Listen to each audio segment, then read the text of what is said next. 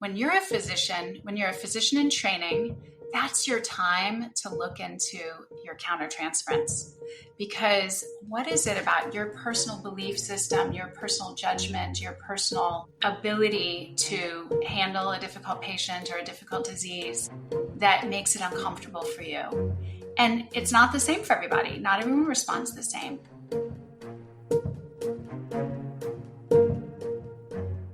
Welcome to Roots of Healing, the podcast where we uncover the stories and insights of visionary leaders shaping the future of lifestyle and integrative medicine. I'm your host, Dr. Siri Chand Khalsa, a physician and advocate for embodied living. Before we begin, please note that this podcast is for educational and informational purposes only. The views expressed by our guests are their own and do not constitute medical advice. Please consult with your healthcare provider for personal medical concerns. Each week, I have the absolute privilege of sitting down with trailblazers and thought leaders who are reimagining what it means to heal mind, body, and spirit. Together, we're exploring their journeys, innovative approaches, and the deeper roots of healing that inspire us all. This week, I have the absolute pleasure of introducing Dr. Arwen Podesta. She works in Louisiana with an office in New Orleans. She is a specialist in psychiatry, addiction medicine, forensic psychiatry, and holistic and integrative medicine. What an incredible combination. She's authored a book on addiction called Hooked, which is available online and on Amazon. She was recently awarded the honor of Distinguished Fellow of the American Psychiatry Association, as well as the American Society of Addiction Medicine, and is the immediate past president of the Louisiana Psychiatric Medical Association. She's a national speaker. She teaches, consults, and is an advocate for integrative best practices for those with addiction and psychiatric needs. This is an absolutely incredible background. And whenever I hear about a clinician who has had both leadership roles and a deep dive into integrative and holistic medicine, I always want to know a little bit more, like how do you bridge all of that innovation in one career? Tell us a little bit about how you came to have a relationship with holistic and integrative principles. Yeah, I think it's at my core, but I also think that my left brain needed the scientific aspect, and that's what landed me in the other parts, such as forensic psychiatry. And I was thinking about that today in preparation for this podcast, because I'm working on a devastating case of a patient at a forensic correctional facility who ended up dying. And so I'm the expert witness on that as an expert psychiatrist and forensic psychiatrist and addictionologist. And so how does that link itself to my belief practice and personal practice and practice in my patients, for my patients, into the holistic integrative lifestyle realm, or what I like to actually call modifiable risk factors? I want to start adopting that, including the other arching umbrellas that we talked about. My background was kind of split between regular old growing up in, junior high school and high school and public schools in Houston, Texas, and father lived on a commune, regenerative farming, involved in holism and living off the land. And it was not a cult, or it was not any sort of leadership. It was an egalitarian commune. And he and all of the people, several hundred people that I interfaced with over my entire upbringing, really led me to understand living off the land, to understand the benefit of being centered. I learned things like yoga and cooking and, some very interesting pieces that have continued to walking barefoot, waking up at the sunlight, all these things that have influenced my mental wellness. And when I went to medical school. Well, let me back up. Before medical school, I left Houston, went to California, became a massage therapist. So I studied massage therapy. I always say that was my first iteration was my massage therapy training. It was excellent training, over 2 years of training. I worked really hard, and I was a young, pretty exceptional massage therapist in the Bay Area for almost a decade. And while in training, body was invigorated, my brain was bored. My scientific thinking was not there. So I pursued undergraduate degree in biology and ultimately got a degree in biochemistry and just loved that science, worked in R&D, but also maintained my massage therapy practice. So I was straddling like this left brain, really scientific thinking. I worked on the Human Genome Project. I was, using all of these high-powered, newfangled techniques back in that time of our scientific advancements. And I was over here, wanting to do like safe human touch that was healing and also mentally healing folks. And I worked with people in massage therapy with chronic disease. And so folks that had post-polio, multiple sclerosis, cerebral palsy. And I became, as a scientist, scientifically minded. I only had an undergraduate degree, but scientifically minded massage therapist. I became someone who started accompanying some of these folks to their medical doctor's visits and even traveled with some of them overseas and was like the safe person to help demystify some of their disease issues and also think about how I could help them more wholly from left and right thinking. And then I was like, well, do I want to get a PhD in science and research?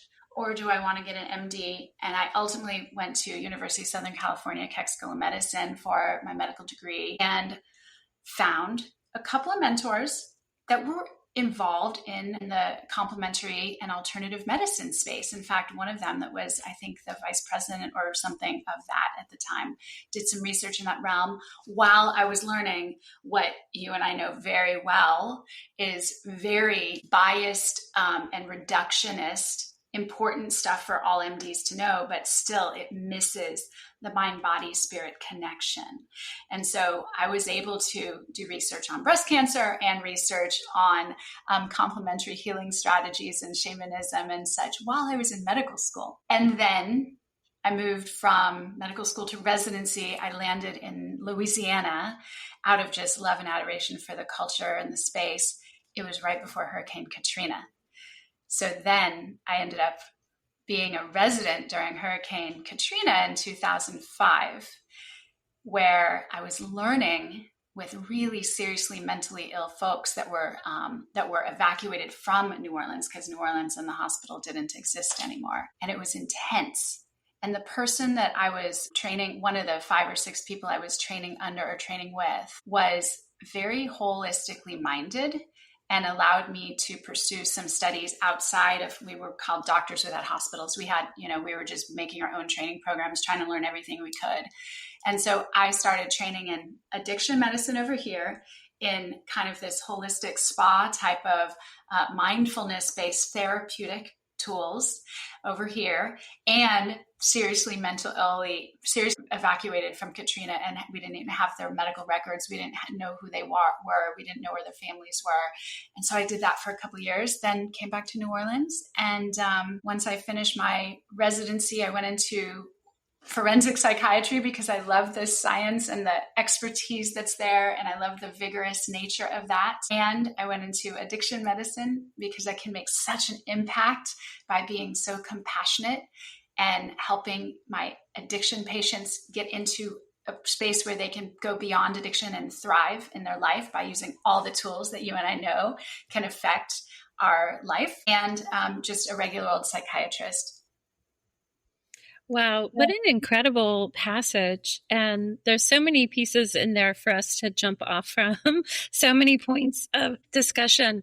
One of the things I'm really curious about, and I think for the listeners, they're probably well aware by now that we share so many similarities in our journey, in the sense that when I finished my undergrad degree, I'd been pre-med and then said, I'm going to move to San Francisco and look at acupuncture schools. And this was in 1994. So we may, in fact, have been there at a similar overlap. And it took me about 4 or 5 years, made my way back, got a master's degree because I thought I might enjoy research, and, had a very progressive, even for that time, because in my undergrad years, I'd had such a deep understanding being in Charlottesville and in the Shenandoah region about natural healing. And that was really the first place I'd ever been exposed to it. I'm curious if you remember the exact moment when you said, wow, massage therapy is amazing and I'm really having an impact, but I want to do more. Was there a particular case or situation that really woke up the commitment to say, I'm going to go get my either baccalaureate or I'm going to do all the pre-med requirements and take the MCAT and shadow someone and get recommendations and all the things it takes to get into such an exceptional school like the UC system? Two things: an acupuncturist and MD primary care. That I was taking one of my clients with post polio to some of her medical visits. The acupuncturist, Marcy Zellner in Northern California, amazing, and she noted my compassion and my understanding of the body and my understanding of the brain, and definitely influenced me to seek further training, whether it be but something beyond massage therapy, something that may be more in leadership and more in some way to shape the future of medicine. And within the next, I was probably in my maybe 22 years old. And I was already taking some, community level, in California, you can take community classes and they can apply to the UC systems if you do it right. And so I was already taking some community college classes in things like biology and other things I enjoyed. And then I went from that appointment with her to maybe a couple of weeks later, an appointment with a primary care. And he said something to me about, I'm trying to remember exactly. He was so influential, and he was triathlons. He had like 2 kids. He ran a practice. He was an amazing physician, and he was very mind-body oriented. And he said something about massage therapy being just the tip of the iceberg, and that we could do so much more by not being, he wanted to be in higher leadership because he could influence more and make more change larger than one-on-one. And although the one-on-one is so exceptional and so profound, and we don't want to escape that, but being able to have what now I learn to call capacity building. So I took that on. I started pursuing that, my undergraduate degree in the sciences. And then I continued to keep those people in mind, and medicine fit. It's incredible. And I think that probably it was just really additive for you. You had a deep listening from your upbringing where you'd had your own, one could say, somatic relationship to healing in lifestyle through food, through community, through love, through co-regulatory practices with the land, with people. Was that something when you first started your medical school training that felt like how to bridge my massage school, how to bridge my upbringing, especially in the eras we trained? Now I think it's much more common. I mean, there were no integrative medicine curricula in med school. There was no integrative medicine curricula in residency when we were training. Yeah. And now that's much more common. And we're understanding, as you eloquently said, these are modifiable factors in any disease process that we have more agency over than really most clinicians realize, or even most patients for sure realize. So when you first kind of came into the medical school environment, did you have any moments of like, oh, dang, hard stop, I'm not sure this is going to work? Or did you just kind of have a sense you'd be carried through? Well, because of the biochemistry background, and I was like doing pretty okay in those sorts of courseworks, that was fine. But some of the more rote stuff that we definitely had to learn that we may never apply, I was just like, what is happening here? This is so archaic. It's not really forward thinking. And so it was definitely a challenge. We muscling through gross anatomy, which was interesting, but how they do it a lot differently now, as you and I know. But, there were a lot of courseworks and a lot of leaders that maybe were very mind-body skeptics. So those that were, even our psychiatrist was still a guy, one of our psychiatry professors was still a guy that, wanted to go into a room and smoke cigarettes with the patient and talk to him and not think about the whole inflammatory body and the lifestyle and the terrible things that are going on inside and outside that person's and that patient's body and existence. So, there was a lot of joy that I had when I was doing some of the work with the professor that was part of the complementary and alternative medicine from the NIH. That's a very, very small piece of the NIH's budget, but it was new at that time. And so it was kind of flourishing. And they were doing some talks, some studies on mental health and on mindfulness and on meditation. So that's kind of a foray into the science of that for me. It's so interesting because my husband and I are currently here at Harvard, and we have a very dear friend who did chaplaincy training here, but then went on to a master's degree in divinity, MDiv, they call it, but is now doing his PhD in mindfulness for children in Minnesota. And I think we're starting to really understand that the neuroplasticity and the introduction of these techniques to the young mind really can have this lifelong, very positive impact. And certainly the mindfulness research is not so much up for debate anymore, is it? I don't know. What do you think? It is not. What's so interesting now that we have all these biomarkers that we can do in actual tests, like I always used to say at my beginning of my psychiatry, and now when I teach psychiatry to residents, even medical students, I'm like, we don't have a stethoscope in psychiatry. Our talking and the way we ask questions, but our listening and our watching is our stethoscope. And we don't do a brain biopsy. So we don't know what pathways are disrupted or what the cause is. And so frequently in Western typical medicine, and we say this in functional medicine, that Western typical medicine says, name it, blame it, tame it. And so we have these ICD-10 or DSM codes, and then we call it that, and then we use a medicine that's FDA approved for that, and then we end up not getting to the root, to the hole underneath. And so when we don't have a brain biopsy or a way of understanding, the analogy is a fever. So a fever can be caused by many, many different things. We want to treat the thing that's causing the fever. Yes, give an aspirin. Yes, ice. Yes, do other things to modify the fever, so that you don't end up having a seizure from the fever. But you also want to get to the cause. Is it bacterial? Is it viral? So in medicine, in psychiatry, we don't really have that as much. But now we do have biomarkers. We can test, it's a controversial thing to look at salivary serotonin, but people do it. We can test certain genes, certain markers like BDNF, certain other immune markers. And so what we know is that meditation, and I use a lot of intentional breath work, that it actually has some neural feedback, but that the markers are testable. And so when we do pre and post of, and in psychiatry, we use so much pre and post, like Madras scale, HAM-D, like all of these scales that really don't get into a whole cause. But we can use heart rate, and we can use blood pressure, and we can use coronary artery scans, pre and post, with the only intervention being mindfulness techniques or breath work or other things. We can test BDNF, although it's an experimental test, it's very expensive. We can do EEGs. We can look at all these different pieces. And so now science is catching up with what we've known for centuries. I love it. I think it's such a fantastic time to be in my field, in your field, in our field. I just love it.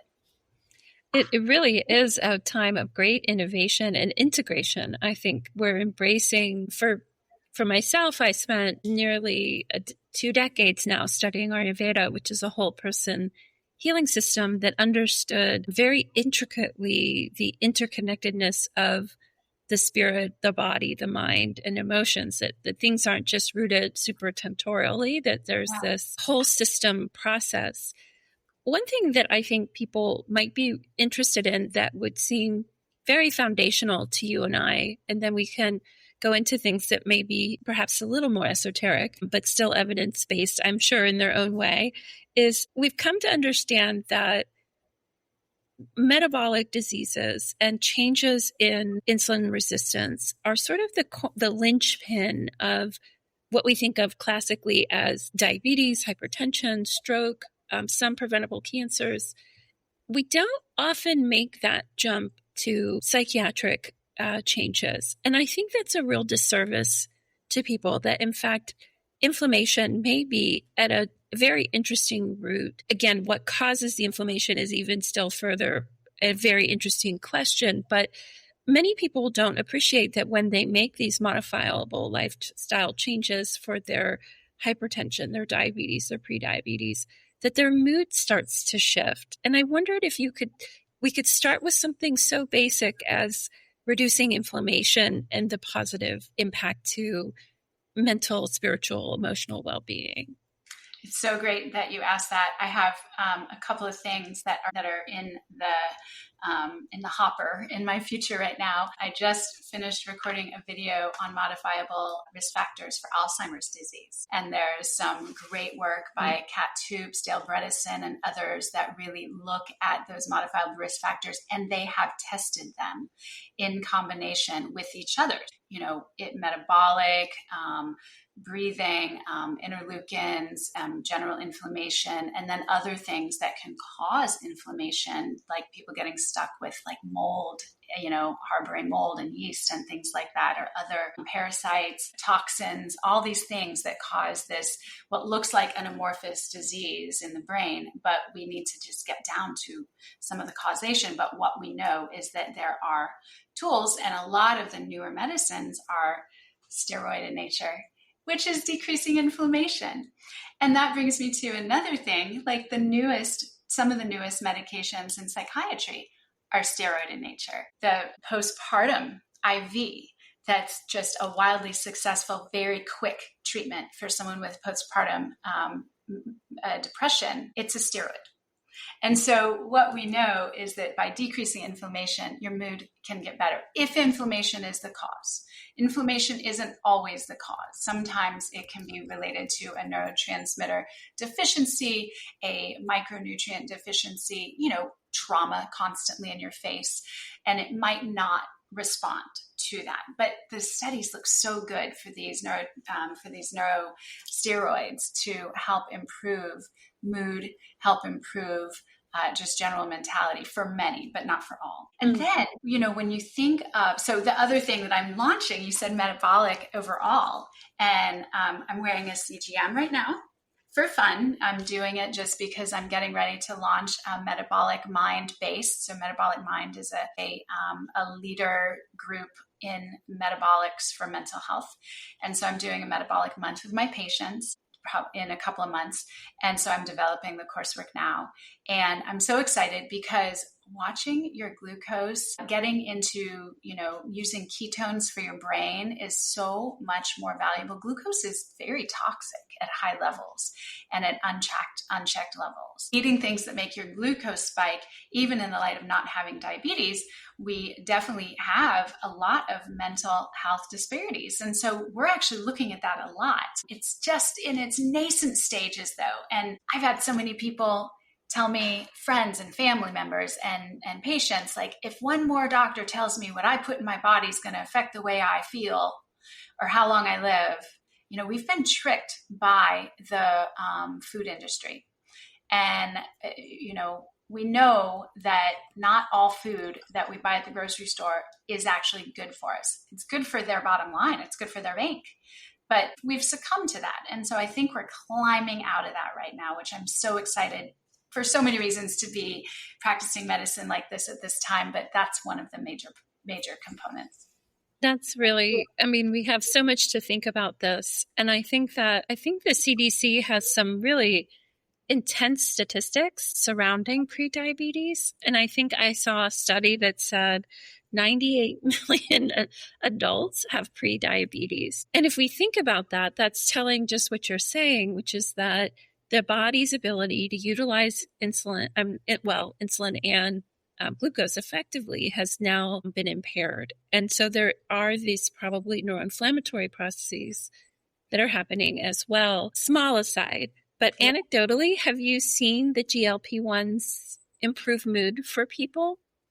So there's some research that I'm actually privy to that is looking at another specialty of mine is addiction medicine. And so first, because of the high note of improvement with people and cravings, because first GLP-1s, they do a lot for your glucose metabolism. They do a lot for your pancreas and for your gut health. And then they also have this ancillary effect that people noticed early on, that it decreases food chatter.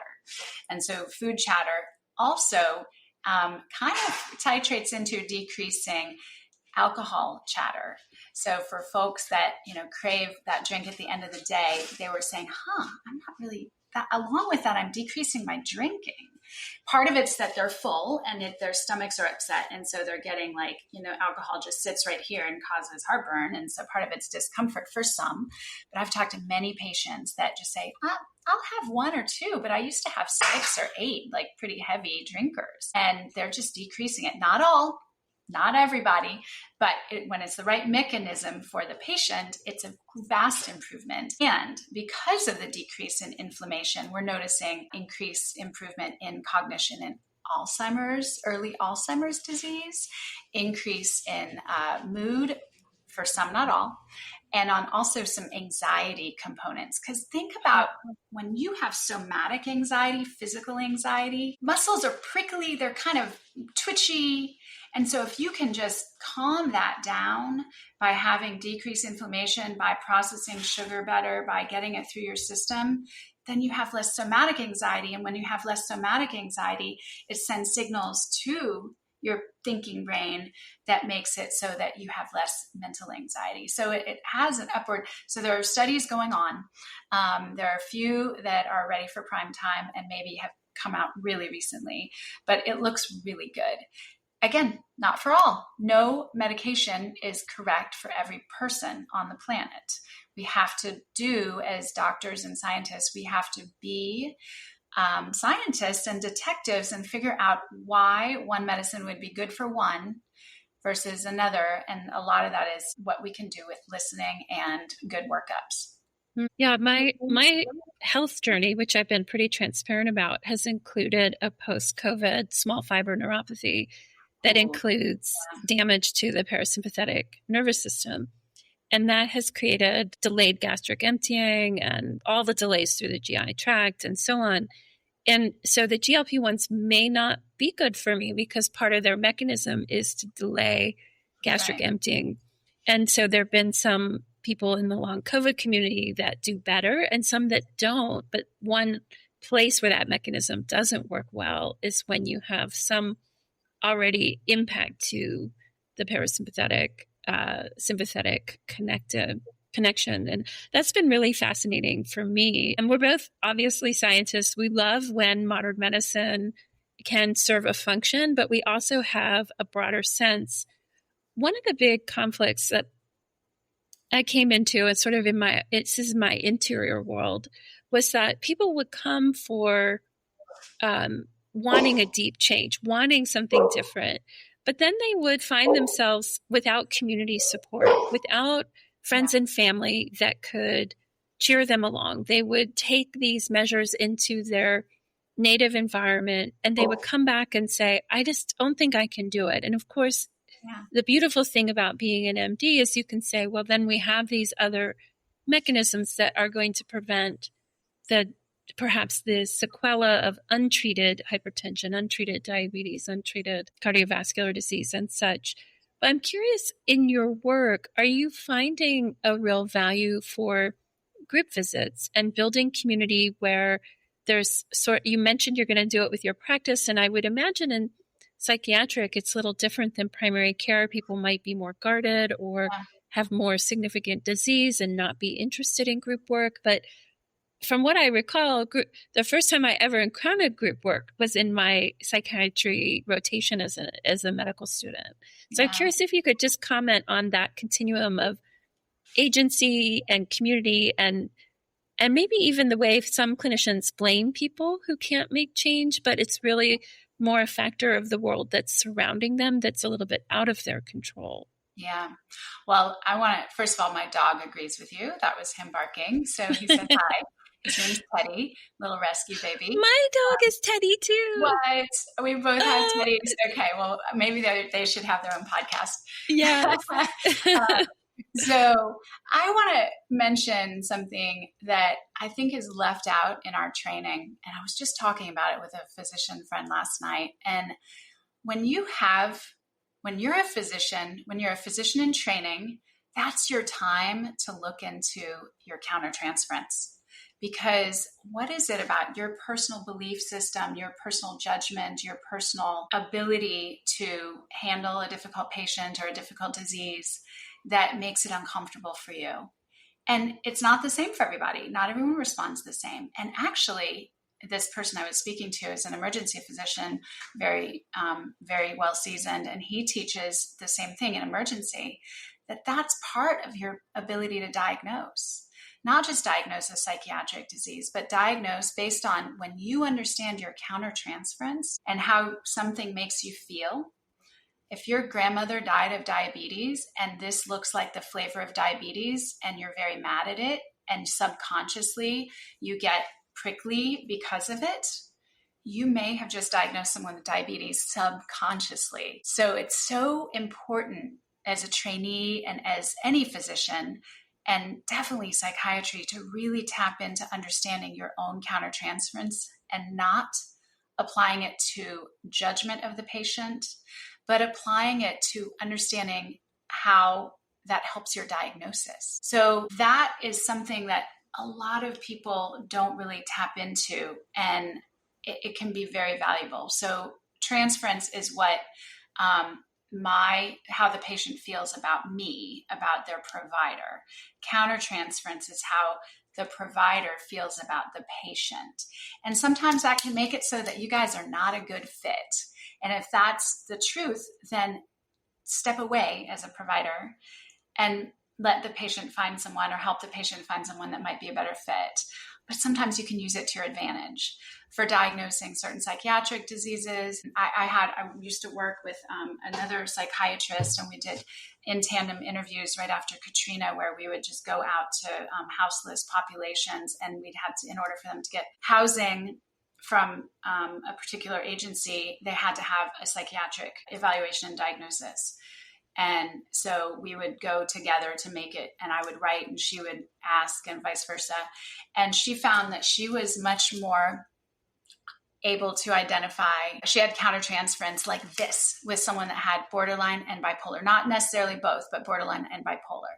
And I was much more quick to get the hair prickling on the back of my neck for someone who had antisocial personality, psychopathy, and things like that. We both were able to just like this pick up on, panic attacks, agoraphobia. Obviously, we were both quick to pick up like major depressive disorder, and both of us to pick up on malingering, on kind of faking the disorders.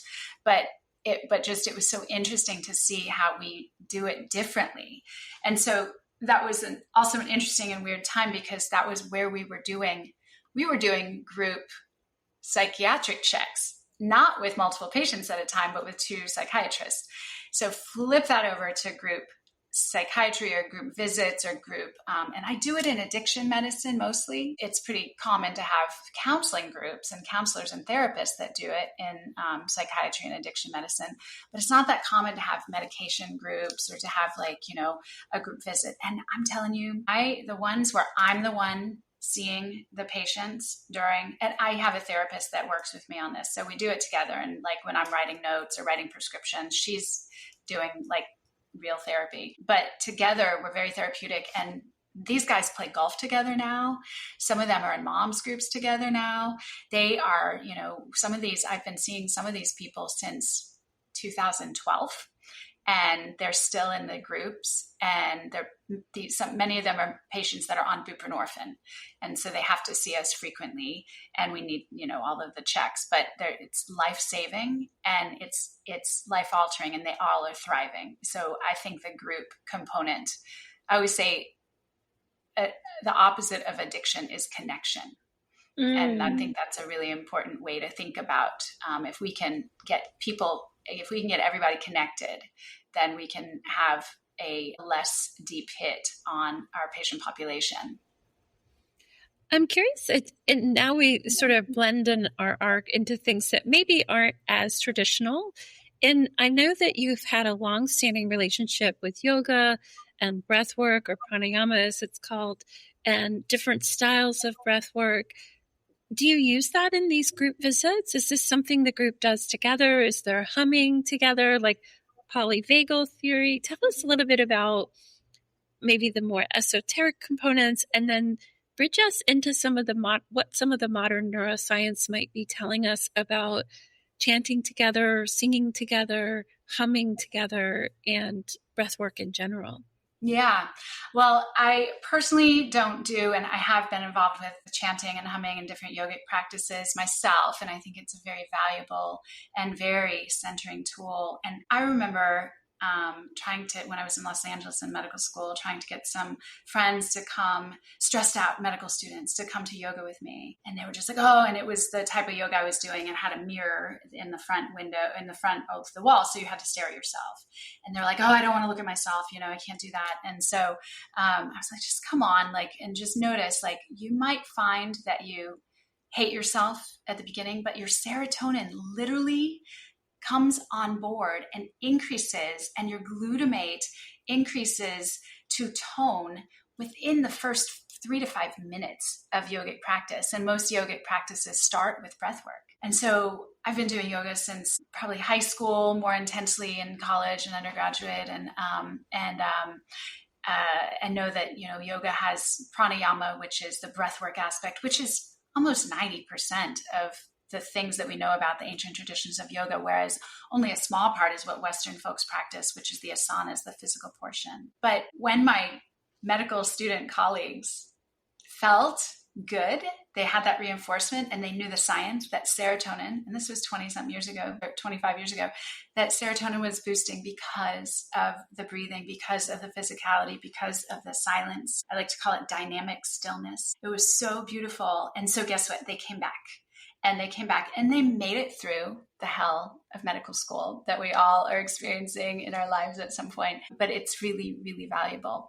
I practice with some of my groups. We do some breathwork interventions, but what I've done is I do a breathwork course where it's online, and it's 21 days of 21 minutes a day of breathing. And I introduce them to the science, and I introduce them to, and many of my patients have taken this coursework, and I want to share some results from it too.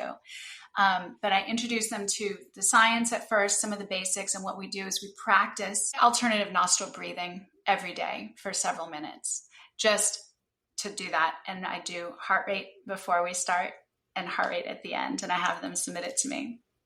And so alternative nasal breathing, you have, multiple kinds, left, right, left, right, etc. So you can do it all different ways, and all has different influence on your energy and on your mood. And certain ones you want to do at night to sleep, and certain ones you want to do to energize in the morning. But it's all healthy and healthful because it's intentional. We go through our day forgetting, even me, just like talking. I'm just breathing shallowly. And the more shallow you breathe, the more acidified and the more prickly and the more discomforted your muscle and nerve connections are. And so what deep breath work and intentional breath work, one of the many things it does is it cleans out, it helps, your lungs and kidney are connected. That was a very difficult concept for me in medical school, but the way that the respiration and alkalosis and acidosis and alkalosis work is very complicated, and breath work helps fix it naturally.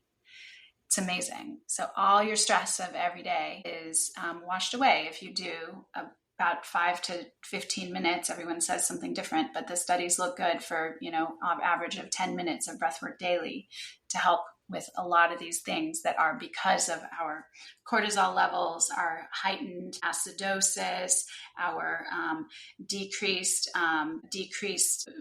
BDNF, brain-derived neurotrophic protein. All of these are advanced with intentional breath work. So in this 21-day coursework, which I've done a couple of times, many of my patients come, sometimes non-patients come, and it's open, and it's synchronous in that it's live, but people are not witnessing each other. Some of them know each other, but people aren't in video together because sometimes being on video with breathwork is disconcerting for many.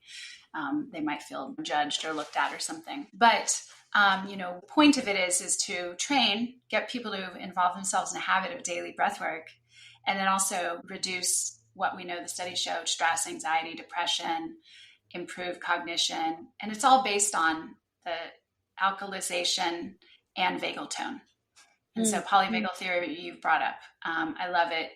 And we've had some really interesting outcomes with this particular type of breathwork workshop that I do. And I'm not an expert. I'm an expert in my own right, in that I've studied and I've read and I've practiced for multiple decades, but I'm not the scientist for all of this, but I am the clinician that does it. So if anyone wants to come to any of my workshops, just follow me and I'll have something up probably in the fall. I usually do it after Mardi Gras, being that I'm in New Orleans. Yeah, it seems like the perfect time. So one of the things that I really appreciate is that as clinicians, we have our own internal stopgap of what's the standard of care. And often right now in this particular era, there are clinicians that are saying, I know this isn't what we would call the standard of care, but I know it to be true. There's enough emerging research. There's enough lived experience. You've been in medicine 20 years. Like, there's this courage I think it takes to sort of sit in it without being, the premier researcher or the yogi from India who, the family lineage is such that breath is, expertise. And I love that, because I think that courage that clinicians are bringing to that, like yourself, helps speed innovation along in spaces that sort of deeply need innovation, in the sense that we're dealing with unprecedented, I believe, levels of mental health concerns, higher levels of self-harm, death by suicide, anxiety, depression. Also, we're probably seeing expansion of other types of diseases in the mental, emotional, spiritual realm. I like to say that existential dread is at its own particular, peak as well, which really doesn't respond so well to classic Western, I think you called it the typical treatment plans, meaning existential dread is a really particular space that brings in spirituality and care of the spirit, care of the soul, without necessarily imposing a religious paradigm. I'm curious what you're finding in your work around sort of existential dread or existential pain that people are feeling, the advent of AI, the geopolitical landscapes, the gun violence, the aspects of harder to find food, harder to pay for housing, especially in this generations younger than us that don't ever imagine being able to own a home. Like, what are you seeing in terms of that? That's not per se a classic. Yeah. It doesn't fit neatly into a book. Right. We don't have a Hamilton rating scale for existential dread, and it's not even included on any of the rating scales, So, you nailed it. It is, psychiatric illness, psychiatric symptoms are rampant worldwide. It's not just in the US where we have certain things going on, but worldwide. Same with addiction, worldwide. And it's massive, and it's, the peak is not, we have not reached the peak. And it's really tragic in our young people, in our teenagers, and even underneath teenage years, in our elementary school kiddos. And it's just, and we have to do more. So I'm never suggesting as an MD to not do what we know is the standard of care. I'm never suggesting that. And as someone that does risk evaluation, as a forensic psychiatrist that reads notes all over the country of people who didn't abide by the standard of care and got in trouble for it, please abide by the standard of care first. Document your medical decision making, and add the things that in your heart and your soul, and from the science and evidence that make a difference, that are modifiable changes. Because existential dread, it's a hard one to treat. And I think group is a great way to both commiserate and kind of bitch about things, but also to support each other. And I think that, some of my psychologists that I work with and therapists that I work with, they have some, life skill coping groups.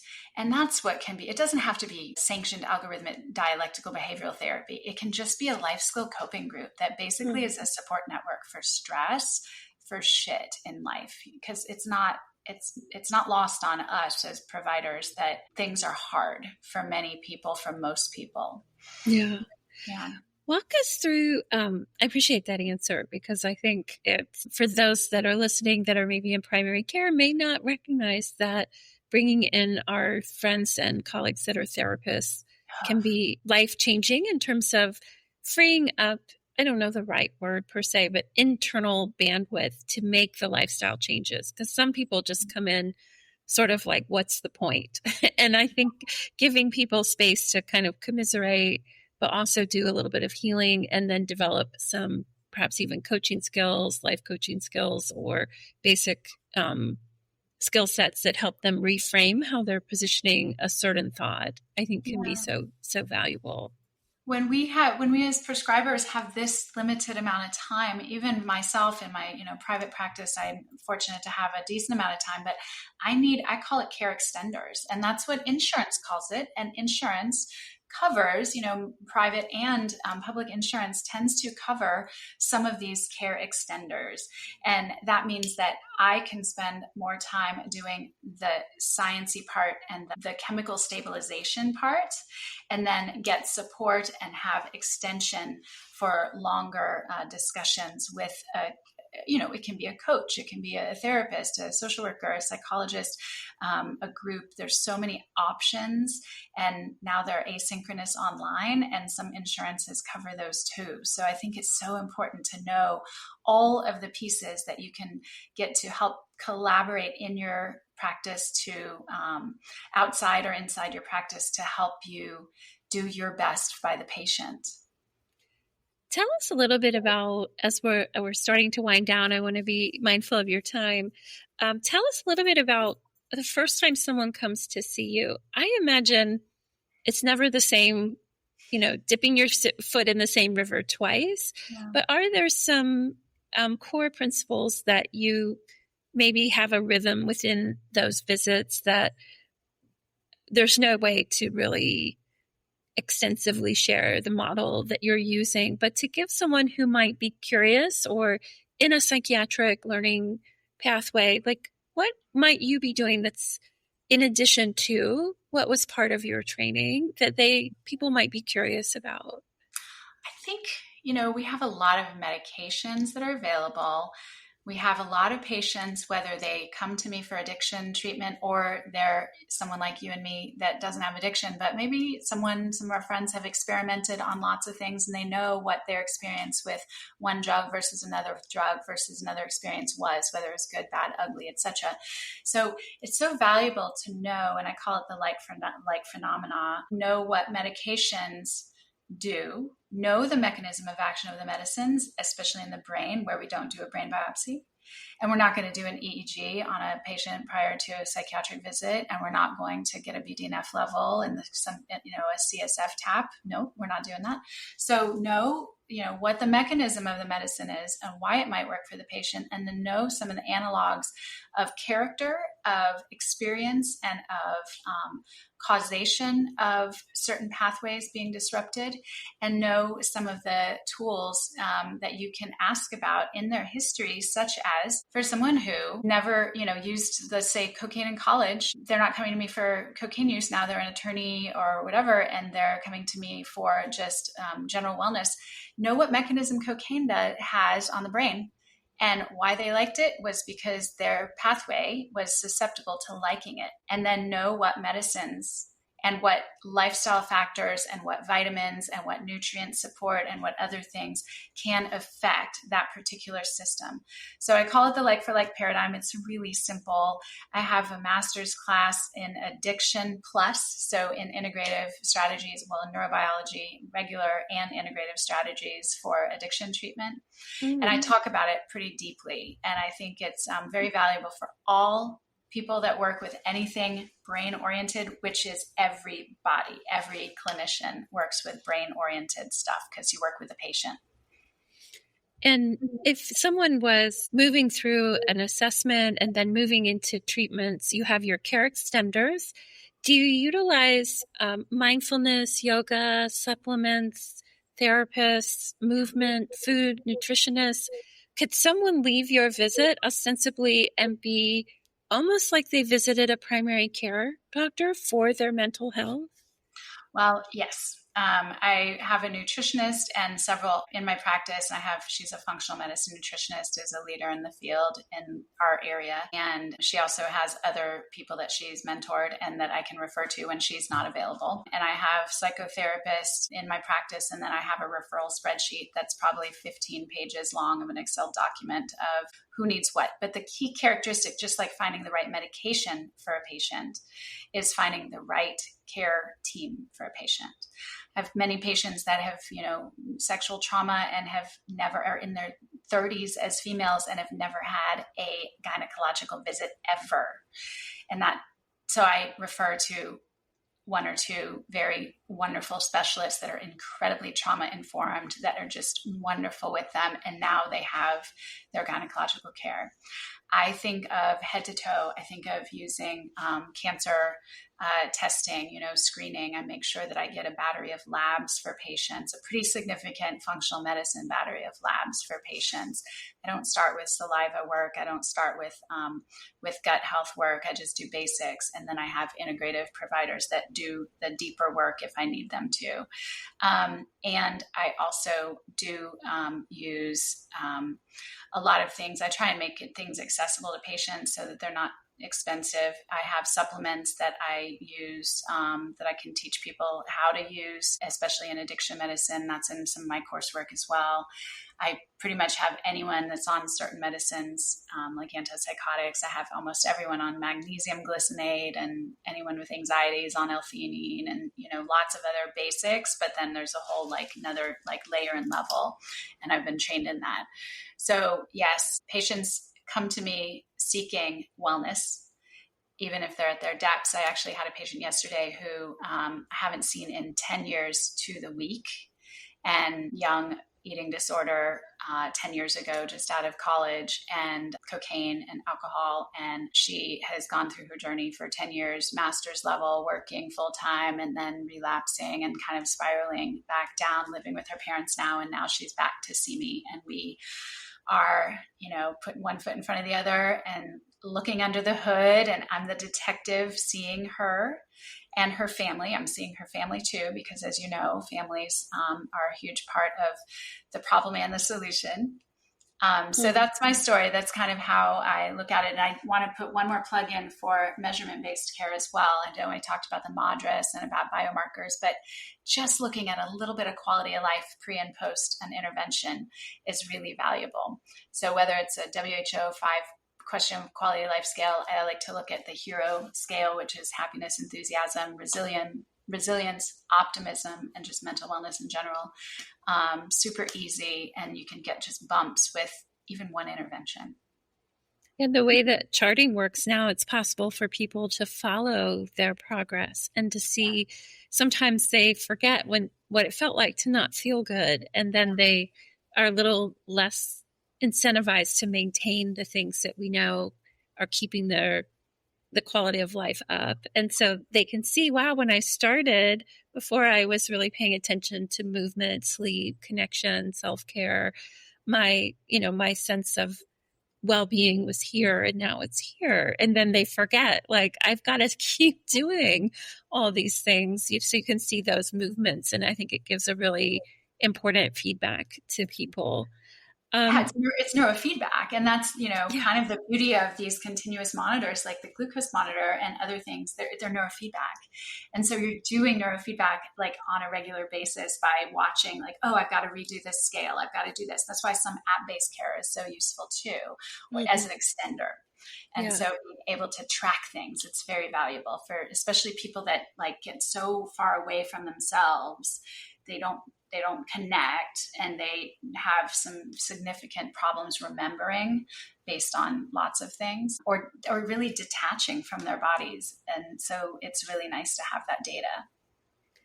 I think there's so much more we could talk about. I mean, we didn't even dive into sort of the newest buzzwords of trauma and trauma-informed care, or therapeutic models that help with internal self-talk, or the sympathetic, the vagus nerve health. I mean, we know that all these things can play such an important role. But I think you offer a lot of resources for people to learn from. Can you tell us just a little bit about how someone, either maybe from a clinical side and from just the general public layperson side, how could someone learn from you and from this treasure trove of what is very apparent to me is not just clinical experience, but it's lifelong learning and curiosity that continues to drive your desire to help innovate in a model that we know needs innovation, because as we've said and shared, some of the things we're doing are not, I don't want to be so bold as to say they're not working, but they're maybe not staying even with whatever the degree of stressors that people are experiencing are, so that we're seeing these really painful shifts in how people are experiencing themselves in their lives. Right. I mean, you're right. The level of psychiatric intervention and the level of awareness of psychiatric needs has increased drastically. And guess what? We haven't caught up with it. It's a Sisyphusian task. We're going uphill still. We're driving up the mountain with, without chains on a snowy mountain. Like, we're just slipping down and down and down. And it's because the lift is so hard, but also because we're not using all the tools. That's why we need the plus. The traditional treatment works 35 to 60% of the time. What's wrong with those other 40 to 65% of people is it's not their disease is stronger than what they're being offered. It's not them, it's their disease. And so we need to offer them more. So I have my book Hooked. It's on Amazon on my and easy to find, but don't look up Hooked on Phonics. Hooked and my name, Arwen Podesta, or you can go to my website, drarwen.com. And I have a master's course for clinicians that want to learn more about addiction. And it's a pretty straightforward, very deep course, and I haven't had the time slated yet to do the group discussion about that course yet, but I will be doing that. So if you just go to Dr. Arwen, DRARWEN.com, you'll find a way to link to that. And then you can find me on socials at Dr. Arwen, etc., and check that out. And then as far as general psychiatry, I'm doing some really great talks right around the corner in San Diego in mid-September at Psych Congress. Really fun talks, and that's a great conference to attend. You can go live or virtual. And then I want to put in a plug for a smaller conference that is called Integrative Medicine for Mental Health. That's also in San Diego in just a few weeks. So it might be hard to get away, but thinking about that for next year, because both of those conferences are really neat, great forums for so much deep learning. I think that collaborative spirit really helps maintain professional buoyancy. This is heavy work. It's hard work. It's isolating in its own ways.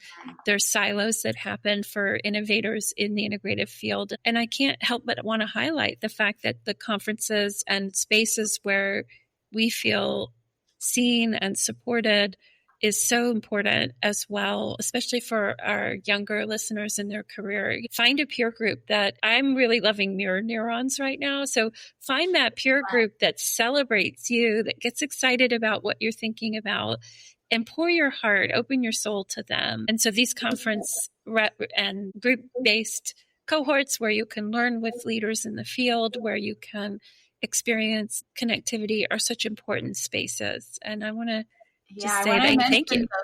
I want to mention the live version of it, because what we know, we can do everything virtually, and then we're back in a silo. And so is our patient, and so is our colleague, and so is our peer. It's great to have the text message threads, but what we know is that doesn't give you the same oxytocin that a live visit, that a hug, that standing next to somebody does. And that is good for serotonin, that's good for cortisol, that's good for GABA, that's good for so many things. And so for us, as we're treating patients, we need to also think about how we're treating ourselves, just like you said. So thank you for that plug. Yeah, thank you so much for our time together, Dr. Arwen Podesta. And your website, again, just tell us one last time. It is podestawellness.com. PodestaWellness.com is my general practice website, and you can find other things there. But my coursework website is Dr. Arwen. But are you taking new patients? Because there's surely someone that's going to write in and ask. Yeah. feel free to reach out. Though on the Podesta Wellness website, there's an email address, admin@podestawellness.com. Feel free to reach out. Right now, I have a bit of a waiting list because of my travel for these conferences. But I certainly am taking new patients. And if what we do, we actually answer the phone and we get back with every single person that reaches out, and we try to navigate the territories for them to find the right fit for them, even if they aren't the right fit for us, depending on the need, location. I'm only board certified in North Carolina and in Louisiana, so I can only take new patients from those locations. So that's something to think about. But yes, I am. I just want to make sure that we have a caveat carve out for that. Wonderful. Well, thank you so much for your time. And I'm sure that we're going to have questions and ongoing conversations with so much overlap in our interests. And I look forward to meeting you in person someday. Yes, we'll have to have that oxytocin boost from an in-person meeting. I can't wait for that. And thank you so much for what you do. The podcast, all of your work, everything you're doing, amazing. I commend you so much. And it's so great to work with you in this aspect. Thanks everyone for joining us for this week's episode of Roots of Healing. Take care, everyone.